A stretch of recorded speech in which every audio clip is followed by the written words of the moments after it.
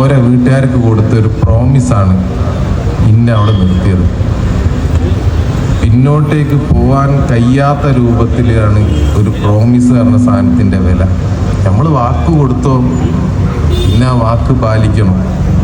ഞാൻ അവിടെ ഇനിയും അഥവാ അർജുന് കിട്ടിയില്ലെങ്കിൽ 2 കൊല്ലം കൂടി നിൽക്കും. എൻ്റെ കളറൊക്കെ പോയി. ഒരു സെലിബ്രിറ്റിക്ക് കുറച്ച് കളറൊക്കെ വേണമെന്ന് എൻ്റെ ആഗ്രഹം. എനിക്കില്ല അത്. ഞാൻ അവിടെ നിന്നിട്ട് ഞാൻ ഭ്രാന്തനെ പോലെ ആയിപ്പോയി. എൻ്റെ ഫ്ലാറ്റ് കാണുന്നങ്ങൾ ഒരു പുൽപ്പായി പോലും ഇല്ലായിരുന്നു, ടൈൽസിലെ കിടന്ന്. കുക്കിങ് താല്പര്യമായതുകൊണ്ട് സ്വന്തമായിട്ട് കുക്ക് ചെയ്യും. കാരണം ഗംഗാവലി പോയി കാവൽ നിന്നിട്ട് രേവന്ത് പറഞ്ഞിട്ട് ഒരു പാവം തൃശ്ശൂരുകാരനുണ്ടായിരുന്നു. ഓനെ പറ്റി പല അഭിപ്രായമുണ്ട്.